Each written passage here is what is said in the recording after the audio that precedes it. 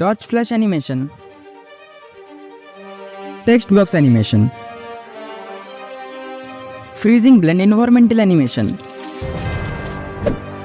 ये सब हम क्रिएट करने वाला है सिर्फ और सिर्फ की फ्रेमिंग से। एंड ये सब यूज करना काफी सिंपल है अगर तुम यूज करते हो काइनमास्टर का, बिकॉज इन तीनों एनिमेशन को कैपकट में क्रिएट करना थोड़ा टफ है। एंड इससे कोई फर्क नहीं पड़ता कि तुमने आज से पहले काइनमास्टर यूज किया है या नहीं, तुम इन एनिमेशंस को काफी इजीली बना सकते हो। एंड एडिटिंग के लिए मैं जो भी मटेरियल यूज करने वाला हूँ, ये सभी मटेरियल तुम्हें मेरे टेलीग्राम चैनल पे मिल जाएगा, जिसका लिंक नीचे डिस्क्रिप्शन में है। सबसे पहले तुम एक न्यू प्रोजेक्ट क्रिएट करके इस वाले बैकग्राउंड को इंपोर्ट कर लो। देन पैन एंड जूम वाले ऑप्शन में जाओ एंड इसे अपने दोनों हाथों से ड्रैग करके फुल स्क्रीन कर दो। देन इस इक्वल टू साइन में क्लिक करो ताकि पोजीशन लॉक हो जाए। अब बैकग्राउंड रेडी हो जाने के बाद हमें ऐड करना है वॉल पीएनजी। उसके लिए लेयर में जाओ, मीडिया में जाओ एंड इस वॉल पीएनजी को इंपोर्ट कर लो। इसके बाद इसके साइज को एडजस्ट करके इसे स्क्रीन के सेंटर पे प्लेस कर दो। इतना करने के बाद इसके टाइमिंग को भी ड्रैग करके बढ़ाता हूँ। अब इसे और अच्छा बनाने के लिए हम ऐड करने वाला है शैडोज को। इसके लिए लेयर में जाओ, मीडिया में जाओ एंड तुम इस वाले पीएनजी को इंपोर्ट कर लो। अब इसके साइज को इंक्रीज करो एंड इसके शैडो को नीचे के साइड प्लेस कर दो। इतना करने के बाद 3 डॉट पे क्लिक करो एंड इसे डुप्लीकेट कर लो एंड इस शैडो को हल्का ऊपर प्लेस कर दो। अब 3 डॉट पे क्लिक करो एंड इस लेयर को सबसे पीछे भेज दो। अब अगर तुम चाहो देन अपने अकॉर्डिंग इस शैडो के पोजीशन को एडजस्ट कर सकते हो। अब इतना करने के बाद दोनों शैडो के टाइमिंग को भी हल्का एडजस्ट कर दो। अब बारी ये कैरेक्टर पीएनजीज की। सो इसके लिए अगेन लेयर में जाओ, मीडिया में जाओ एंड इस पीएनजी को इंपोर्ट कर लो। अब इसके पोजीशन को तुम अपने अकॉर्डिंग एडजस्ट कर दो। मैंने इसे फ्रेम के बिल्कुल सेंटर में प्लेस कर दिया है। अब इतना हो जाने के बाद 3 डॉट पे क्लिक करो एंड इसे 2 बार डुप्लीकेट कर लो। अब बार ये इनके पोजीशन को सेट करने के लिए उसके लिए ट्रांसफॉर्म में जाओ एंड इसके एक्स पोजीशन को चेंज कर दो। देखो वैसे अगर तुम चाहो देन इसके पोजीशन को तुम अपने हाथ से भी चेंज कर सकते हो, बट ऐसा करने से हो सकता है कि तीनों कैरेक्टर एक लाइन में ना हो। इसीलिए मैं तुम्हें सजेस्ट कर रहा हूँ कि तुम भी ट्रांसफॉर्म का यूज करो। एंड ये काफी इजी है। अगर तुम एक्स पोजीशन को राइट साइड शिफ्ट करोगे देन तुम्हारा कैरेक्टर भी राइट में शिफ्ट होगा। नाउ बारी है इनमें एनिमेशन ऐड करने के लिए। इसके लिए इन एनिमेशन पे जाओ एंड पॉपअप एनिमेशन सिलेक्ट कर लो। साथ ही इसके टाइमिंग को भी थोड़ा एडजस्ट कर लो एंड ये सेम चीजें तुम्हें तीनों कैरेक्टर पे अप्लाई करना है। अब इतना करने के बाद हमें इन कैरेक्टर्स को दीवार के पीछे भेजना है। इसके लिए सबसे पहले कैरेक्टर को सिलेक्ट करो, देन 3 डॉट पे क्लिक करो एंड सेंड टू बैकवर्ड पे क्लिक करो एंड ये प्रोसेस तब तक रिपीट करो जब तक कि तुम्हारा कैरेक्टर दीवार के पीछे ना पहुंच जाए। अब ये सेम चीज तीनों कैरेक्टर के साथ करो। अब इतना सब करने के बाद तुम एक बार प्ले करके इससे प्रीव्यू कर लो। अब अगर तुम देखो देन तीनों कैरेक्टर्स एक ही साथ फ्रेम के अंदर आ जा रहे हैं। सो इस चीज को और भी अच्छा बनाने के लिए हम लेयर्स को एक के बाद एक शिफ्ट कर देंगे। इसके लिए सबसे पहले तुम मिडिल वाले कैरेक्टर पीएनजी को सिलेक्ट करो एंड इसके टाइमलाइन को हल्का आगे बढ़ा दो। नाउ थर्ड वाले कैरेक्टर पीएनजी को सिलेक्ट करो एंड इसे भी हल्का आगे ड्रैग कर दो। अब अगर तुम इसे प्ले करोगे देन तुम देख ही सकते हो रिजल्ट्स काफी अच्छे हो चुके हैं। अब बार ये फ्लैश पीएनजी को ऐड करने के लिए इसके लिए लेयर पे जाओ, मीडिया पे जाओ एंड इस फ्लैश पीएनजी को इंपोर्ट कर लो। अगेन ये सभी मटेरियल्स तुम्हें टेलीग्राम चैनल पे मिल जाएगा। सो वहां से तुम मटेरियल्स को इजीली डाउनलोड कर सकते हो। सबसे पहले तुम इस पीएनजी को जूम करो, देन इसके पोजीशन को एकदम सेंटर में सेट कर दो। इतना हो जाने के बाद ब्लेंडिंग में जाओ एंड ब्लेंडिंग मोड को एवरेज में सिलेक्ट कर लो। अब इसे स्मूथ बनाने के लिए इन एनिमेशन पे जाओ, इसके इन एनिमेशन पे जाओ एंड फेड वाला इफेक्ट को सिलेक्ट कर लो। अब जहाँ से तुम्हें एनिमेशन स्टार्ट करना है उस वाले पोजीशन पे क्लिक करो एंड एक की फ्रेम ऐड कर दो। इसके बाद टाइमलाइन में हल्का और आगे जाओ एंड एक और की फ्रेम ऐड कर दो। अब ट्रांसफॉर्म में जाओ, देन इसके एंगल को हल्का राइट साइड शिफ्ट कर दो। अब फ्लैश को भी हल्का राइट साइड शिफ्ट कर दो। अब एक बार इसे प्रीव्यू करके देख लो। नाउ ये तो काफी परफेक्ट लग रहा है। सो अगेन टाइमलाइन में हल्का और आगे जाओ एंड एक और की फ्रेम ऐड कर दो। देन हल्का आगे एक और की फ्रेम ऐड करो। देन ट्रांसफॉर्म में जाओ एंड सबसे पहले तो इसे लेफ्ट साइड शिफ्ट कर दो। इसके बाद इसके एंगल को भी चेंज करो एंड फ्लैश के पोजीशन को सही से एडजस्ट कर लो। नाउ एक बार इसे प्ले करके देख लो।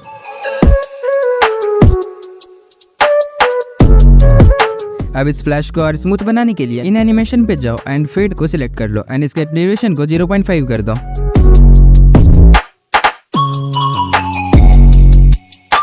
अब बार ये कैरेक्टर को ऐड करने की उसके लिए लेयर पे जाओ, मीडिया में जाओ एंड इस वाले कैरेक्टर पीएनजी को इंपोर्ट कर लो। अब इसके पोजीशन को कुछ इस तरीके से एडजस्ट कर लो। देन इन एनिमेशन में जाओ एंड इंटर स्लाइड अप वाला एनिमेशन सिलेक्ट कर लो एंड इसके ड्यूरेशन को 0.5 कर दो। अब जैसे ही इस फ्लैश का पोजीशन चेंज होना स्टार्ट हुआ उसी पोजीशन पे तुम एक की फ्रेम ऐड कर दो, या फिर तुम एनिमेशन को स्मूथ करने के लिए एक और चीज कर सकते हो। सबसे पहले तुम फ्लैश वाले लेयर पे क्लिक करो एंड तुमने जिस भी पोजीशन में की फ्रेम लगाया था ठीक उसी पोजीशन में कैरेक्टर वाले लेयर में भी की फ्रेम लगा दो। नाउ सेम प्रोसेस फॉलो करके दूसरा की फ्रेम भी ऐड कर लो। अब कैरेक्टर वाले पीएनजी को राइट साइड शिफ्ट कर दो। इसके बाद अगेन फ्लैश वाले लेयर पे क्लिक करो एंड सेम पोजीशन में तुम एक और की फ्रेम ऐड कर दो एंड ऐसा ही करके तुम अगला की फ्रेम भी ऐड कर दो। इसके बाद अपने कैरेक्टर को शिफ्ट करके लेफ्ट साइड ले जाओ। नाउ इस एनिमेशन को नेक्स्ट लेवल पे ले जाने के लिए लेयर पे जाओ, मीडिया में जाओ एंड इस वाले ओवरले को इंपोर्ट कर लो। सबसे पहले इस पे डबल टैप करके फुल स्क्रीन करो, देन ब्लेंडिंग मोड पे जाओ एंड स्क्रीन को सिलेक्ट कर लो। Now you can enjoy the final reveal.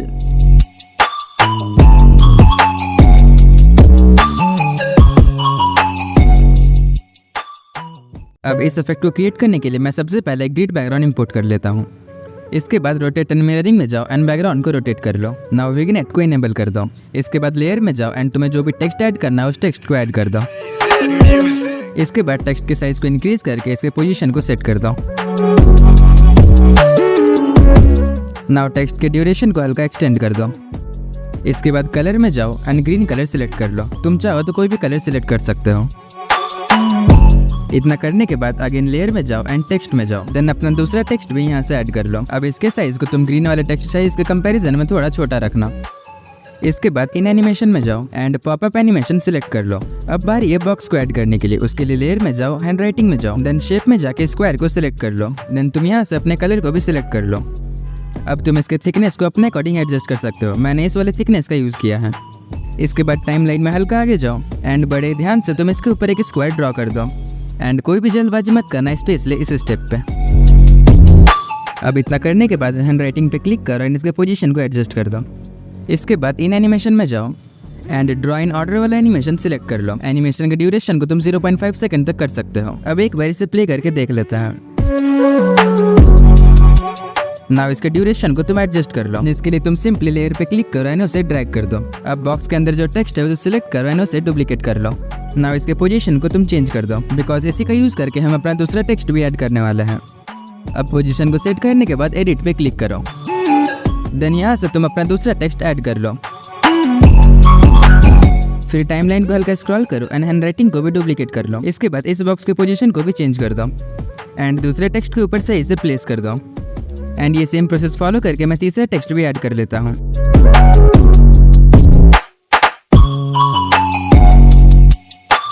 Now एक बार इसे प्ले करके देख लेते हैं। अब देखो तीनों एनिमेशन एक ही साथ स्टार्ट हो रहा है, इसीलिए जैसा हमने पिछले इफेक्ट में किया था हम सेम प्रोसेस इसके साथ भी फॉलो करेंगे। सेकंड वाले टेक्स्ट को क्लिक करो एंड उसे राइट साइड ड्रैग कर दो। नाउ तीसरे वाले टेक्स्ट को सिलेक्ट करो एंड इसे दूसरे टेक्स्ट से हल्का आगे शिफ्ट कर दो एंड सेम चीज फॉलो करो बॉक्स के साथ।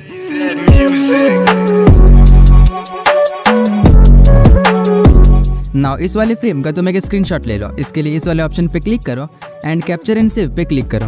अब पिक्सल लैब को ओपन करो एंड जो स्क्रीनशॉट तुमने अभी लिया था उस स्क्रीनशॉट को यहाँ इंपोर्ट कर लो। इसके लिए फ्रॉम गैलरी पे क्लिक करो एंड अपने स्क्रीनशॉट को सिलेक्ट करो एंड इसे टिक कर दो।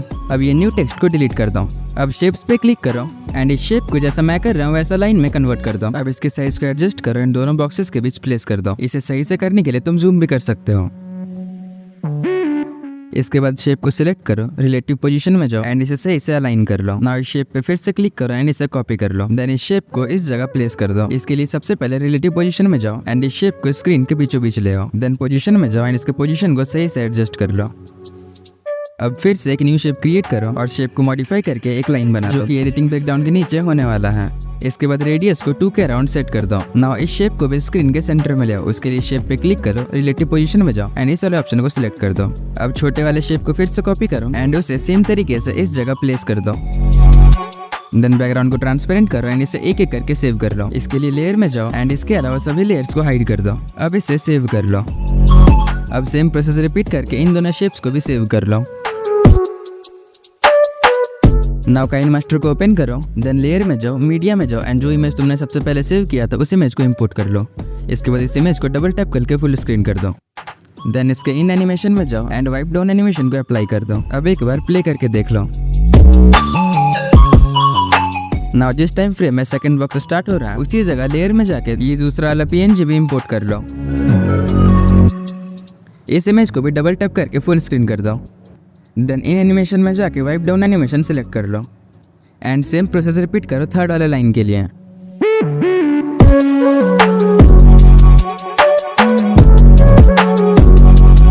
अब आखिरी बार लेयर में जाओ एंड इस वाले ओवरले को इंपोर्ट कर लो। अब देखो इन सभी मटेरियल का लिंक तुम्हें मेरे टेलीग्राम में मिल जाएगा। टेलीग्राम लिंक डिस्क्रिप्शन में, सो जाओ एंड अभी अभी फॉलो कर लो। अब डबल टैप करके इसे फुल स्क्रीन कर दो एंड इसका ब्लेंडिंग को स्क्रीन में चेंज कर दो एंड तुम्हारा इफेक्ट रेडी है।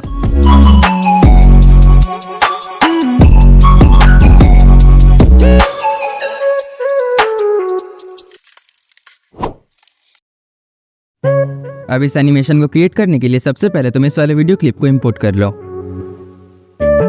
देन लेयर में जाओ, मीडिया पे क्लिक करो एंड इस वाले पीएनजी को इंपोर्ट कर लो। इसके साइज और पोजीशन को तुम अपने अकॉर्डिंग सेट करो। देन फिर से लेयर पे जाओ, मीडिया में जाओ एंड इस अनफ्रीज वाले टेक्स्ट को इंपोर्ट कर लो। इसकी भी साइज एंड पोजीशन को एडजस्ट करो। अब टेक्स्ट पे क्लिक करो एंड इसका ब्लेंडिंग मोड को कलर 1 में शिफ्ट कर दो। तुम देख सकते हो जैसे ये बर्फ गायब हो रहा है, हमारा टेक्स्ट भी गायब हो जा रहा है। एंड ये सेम चीज़ हम अप्लाई करेंगे शॉर्ट्स वाले लोगों के साथ। सो लोगों में जाओ एंड इसके ब्लेंडिंग मोड को ओवरले में सिलेक्ट कर दो। अब हमारा लोगो काफी लाइट हो चुका है, सो उसके लिए 3 डॉट पे क्लिक करो एंड इसे डुप्लीकेट कर लो। मैंने 2 बार डुप्लीकेट किया है, तुम चाहो तो एक बार में भी काम चला सकते हो। अब अगर हम प्ले करके देखें देन हमारा एनिमेशन बिल्कुल रेडी है। नाउ इसे भी एक्सपोर्ट कर लो। अब फिर से एक न्यू प्रोजेक्ट क्रिएट करो एंड इस वाले बैकग्राउंड को इंपोर्ट कर लो। देन पैन एंड जूम में जाओ एंड इसे फुल स्क्रीन कर दो, जिसके लिए तुम अपने दोनों उंगलियों का यूज आसानी से कर सकते हो। आई मीन जूम करने के लिए। अब इसके बाद इक्वल टू वाले ऑप्शन पे क्लिक कर देना ताकि पोजीशन लॉक हो जाए। इसके बाद विग्नेट को भी इनेबल कर देना। नाउ एडजस्टमेंट में आओ एंड इसके ह्यू को चेंज करो जब तक तुम्हें एक स्काई का कलर ना मिल जाए। अब बाकी एलिमेंट्स को ऐड करने के लिए लेयर में जाओ, मीडिया पे क्लिक करो एंड इस ग्रेवयार्ड पीएनजी को इंपोर्ट कर लो। अब डबल टैप करके इसे भी फुल स्क्रीन कर दो। अब इसके बाद फिर से लेयर में जाओ, मीडिया पे क्लिक करो एंड ये ट्री फ्रेम पीएनजी को इंपोर्ट कर लो। अब इसे भी फुल स्क्रीन कर दो। देन लेयर में जाओ, इफेक्ट्स में जाओ एंड इस वाले इफेक्ट को इंपोर्ट कर लो। ये इफेक्ट तुम एसेट स्टोर से डाउनलोड कर सकते हो। इसके बाद इफेक्ट की प्रॉपर्टीज में जाओ, देन स्ट्रेंथ को 0 कर दो एंड सॉफ्टनेस को फुल कर दो। अब अगर तुम्हें सीन को और भी डार्क करना है देन तुम स्ट्रेंथ को 2-4 तक बढ़ा सकते हो। इतना करने के बाद इफेक्ट की ड्यूरेशन को भी इंक्रीज कर दो। अगेन लेयर में जाओ एंड एक ब्लैक बैकग्राउंड इंपोर्ट कर लो। इसके बाद डबल टैप करके इसे फुल स्क्रीन कर लो। आउट एनिमेशन पे जाओ एंड फिट एनिमेशन को सिलेक्ट कर लो एंड एनिमेशन ड्यूरेशन को मैक्सिमम कर देना। देन 3 डॉट पे जाओ और सेंड टू बैक पे क्लिक करो। अब ये मैंने क्यों किया ये तुम्हें आगे पता चल जाएगा, बट पहले इसके ड्यूरेशन को कम कर दो, अराउंड 2 सेकेंड। अब एक बार तुम प्ले करके इसे देख लो। अब जिस टाइम फ्रेम में ये ब्लैक बैकग्राउंड खत्म हो रहा है उसी पॉइंट पे लेयर में जाओ एंड इस वाले पीएनजी को इंपोर्ट कर लो। इसके पोजीशन को तुम नीचे ले आओ, देन 3 डॉट पे क्लिक करो एंड सेंड बैकवर्ड को सिलेक्ट करो एंड ये तब तक फॉलो करो जब तक तुम्हारा पीएनजी पेड़ के पीछे ना पहुंच जाए। अब इतना करने के बाद इन एनिमेशन में जाओ एंड पॉपअप एनिमेशन सिलेक्ट कर लो। इसके ड्यूरेशन को तुम अराउंड 1.5 सेट कर दो। अब इसके टाइमिंग को भी तुम ड्रैग करके एडजस्ट कर दो। अब स्टार्टिंग में आ जाओ एंड उस वीडियो को इंपोर्ट करो जो तुमने अभी एक्सपोर्ट किया था। इसे भी डबल टैप करके फुल स्क्रीन कर दो एंड इसके ब्लेंडिंग मोड में जाके ब्लेंडिंग को स्क्रीन पे सेट कर देना। अब प्ले करके तुम इसका प्रीव्यू ले सकते हो।